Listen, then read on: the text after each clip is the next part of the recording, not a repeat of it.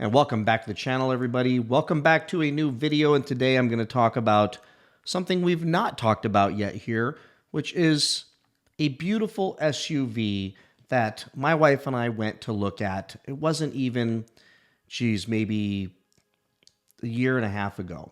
We were at the Dodge dealership for some other reason, and she was contemplating, like, what am I going to get when the lease is up on our Land Rover Defender? And she looked over and she saw this very nice looking, enormous, huge, looked like an old Chevy Suburban, but new, which turned out to be the Grand Wagoneer, the Jeep Grand Wagoneer. And she went and peeked through the window and she looked at me and she says, maybe I'll get one of these. And I thought, whew, finally, I'm going to save some money. We're going to get something cheaper. We're going to get a quote American car built somewhere else, owned by a European company. Lord knows, but at the very least, it's going to be a lot less money than a Land Rover, which is notorious for being extremely expensive luxury vehicle. So she walks around and she looks at the sticker price and comes back and she says, nope, not getting one of those. And I said, why not? What's the matter? And I thought that maybe it was so cheap that she thought there's no way it could be worth owning. But she comes back and says, no, it's over $100,000 for a Jeep.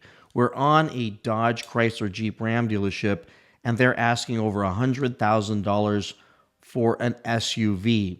And we both laughed, and that was my first introduction to the Jeep Grand Wagoneer. And at that moment, we made a decision, a life decision, that this would never be a car that we would ever consider owning based on the idiocy of the pricing.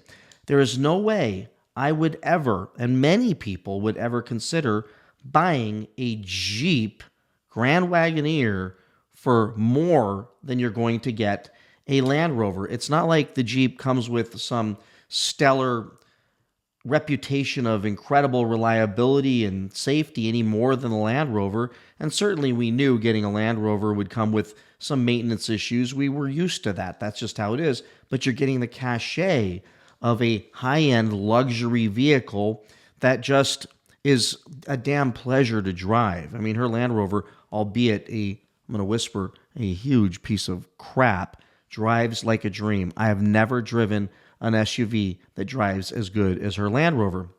She loves that thing, and I'm not allowed to talk dirty about it, but I'm telling you, the thing's been in the shop a whole lot, and it keeps going back.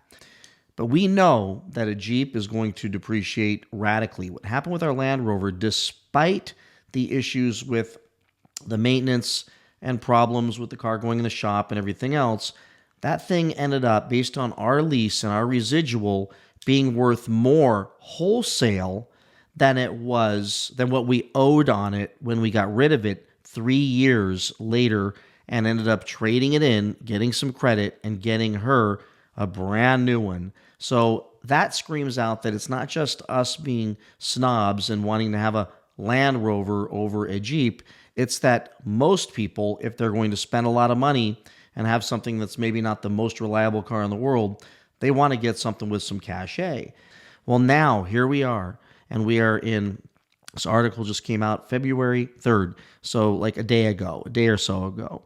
And the Jeep new CEO, Bob Bergendorf, or whatever his name is, gets his new global position overseeing Jeep and does an article, and he says, and here's what it says. It says, Jeep's new CEO, let me turn this on here.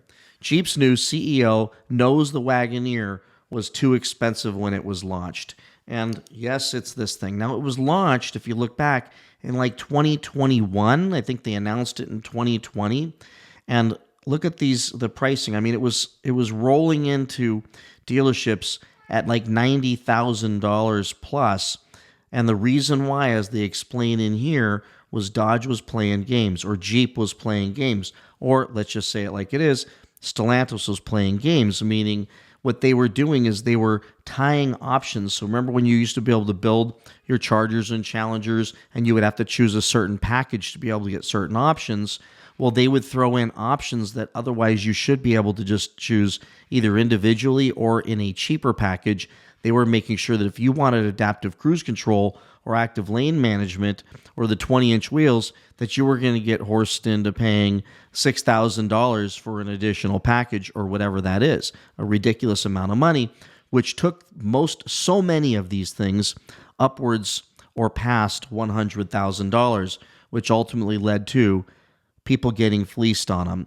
And when I say fleeced, I mean that if you bought one of these things in 2022 and you just put modest miles on it for the last 3 years and ended up with 39,000 miles like this one here, you're sitting on a $36,900 SUV that you paid, let's just say $90,000 for, and you're only in it, let's just say 3 years. So your lease is up, depending on when you bought it in 2022.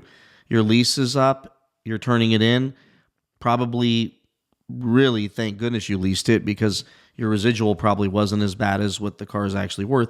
But if you purchased it and you're 3 years into it, and now you want to get out, you still, if you did a 5 or 6 year loan on this thing, you're still probably upside down and buried on that thing. Oh yeah, by the way, the new Jeep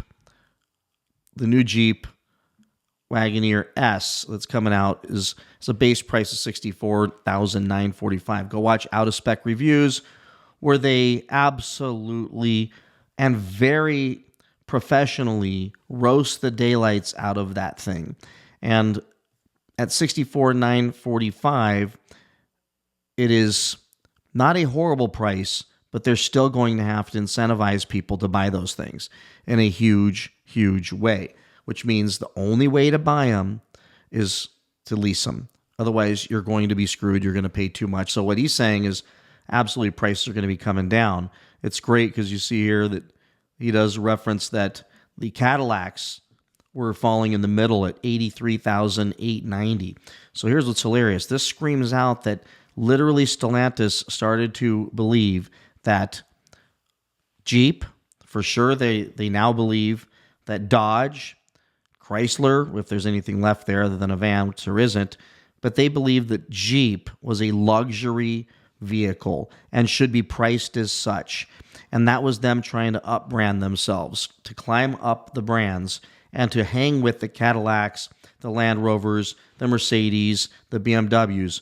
And that just didn't work. The same exact thing has happened with the Dodge Chargers at this point. They're trying to bring these things in at $70,000, $80,000, $85,000 to compete with luxury vehicles. Well, that's just not going to work. Yeah, they're nice, but it's just not going to work, and it's another misstep. So I just thought I would share that this article goes on to talk about how they're going to decouple some of these options and make sure that you can get $6,000 to $3,000 discounts, which I believe won't be enough to get people to buy these things. They're going to need to heavily incentivize them, and for sure you're going to be able to get these things at a much cheaper price.